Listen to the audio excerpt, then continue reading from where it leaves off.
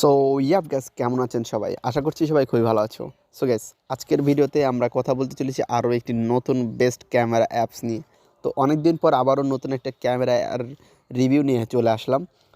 যদিও আমরা এতদিন কোনো ভিডিও আনিনি, তার কারণ হচ্ছে আমি ভালো কোনো ক্যামেরা অ্যাপস খুঁজে পাচ্ছিলাম না। তো অনেক খোঁজাখুঁজি এবং বিভিন্ন লিঙ্ক বা ওয়েবসাইট থেকে দেখার পরে আজকের এই ক্যামেরাটি আমরা কিন্তু আজকে রিভিউ করতে এসেছি এবং এই ক্যামেরাটি আমার মোটামুটি ভালো লেগেছে, যে কারণেই এনেছি। একেবারে খারাপ হলে আনতাম না, ঠিক আছে?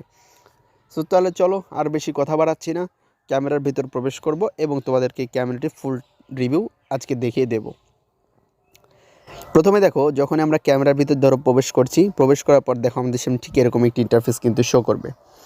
এই ইন্টারফেসে আসার পরে এখানে তোমরা কি দেখতে পাবে? এখানে তোমরা অনেক কিছু দেখতে পাবে। এখানে দেখো ছবি তোলার অপশন রয়েছে, গ্যালারি অপশন রয়েছে, নিচেই দেখো এখানে ফিল্টার নামের একটা অপশন আছে। এখানে এই ফিল্টার অপশন যখন তোমরা এটা ক্লিক করে দেবে, যে এখানে দেখো একটা ফিল্টার নামে একটা অপশন, এই ফিল্টারে ক্লিক করলে তোমাদের সামনে অনেকগুলো ফিল্টার কিন্তু চলে আসবে। সেখানে দেখো অনেক ফিল্টার আছে যেগুলো তোমাদের ডাউনলোড করতে হবে। এগুলো হচ্ছে প্রিমিয়াম ভার্সন, আর কিছু আছে নর্মাল ভার্সন। তো তোমরা এখান থেকে তোমাদের যেটা খুশি তোমরা সেটাই ইউজ করবে, তবে নর্মাল ভার্সন ইউজ করাই ভালো। নর্মাল ভার্সন ইউজ করে যদি ভালো লাগে তাহলে তোমরা প্রিমিয়াম ভার্সন ট্রাই করে দেখতে পারো।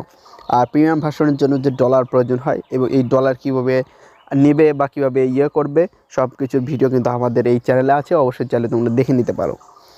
আচ্ছা, তারপরে হচ্ছে দেখো নিচেই এখানে তোমরা এই কী আকারের ইমেজ সাইজ হবে সেটা তোমরা দেখতে পারবে। এখানে ইমেজেরও বিভিন্ন অপশন আছে এবং নিচে দেখো এই যে 1 2 3 এবং ফ্ল্যাশ লাইট দিয়েও কিন্তু বিভিন্ন ধরনের আরও অনেক ক্যাটাগরির অপশন কিন্তু এখানে দিয়ে দিচ্ছে। এই যে এখানে নিচে দেখো কালো কালারের যে ব্যানার এখান দিয়ে।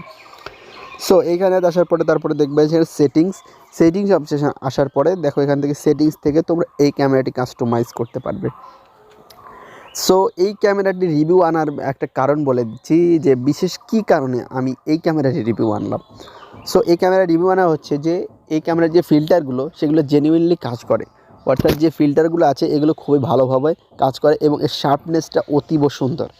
সো এখানে আমি 2-3টা ছবি এখানে তোমরা দেখতে পাচ্ছ। দেখো এই 2-3টা ছবি দেখে তোমাদের যেরকম মনে হচ্ছে আমারও ঠিক ওরকমই মনে হয়েছিল এবং আমি পরে দেখলাম যে না, আসলেই কিন্তু এই ক্যামেরাটির খুবই ভালো এবং এর ব্লাওয়ারনেস বা ক্যামেরার শার্পনেসটা খুবই ভালো।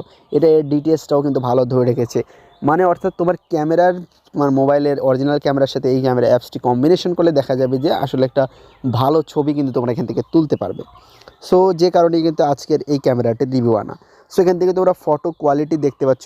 এই ফটো কোয়ালিটিটার উপর ক্লিক করলে তোমরা দেখো ফটো কোয়ালিটি তোমরা সবথেকে হাই রেজলিউশনের যে ফটো কোয়ালিটি আছে সেটা তোমরা রাখতে পারবে এবং অটো সেভ মোড আছে এবং এখানে তোমরা টার্মস অ্যান্ড কন্ডিশনগুলো চিনে নিতে পারবে। আর প্রথমেই দেখো ইউজ অপটিমাইজ ক্যামেরা, এই অর্থ হচ্ছে তোমার যে ফোন ক্যামেরা এবং সেটাকে অপটিমাইজ করে কিন্তু এই ক্যামেরা চলবে।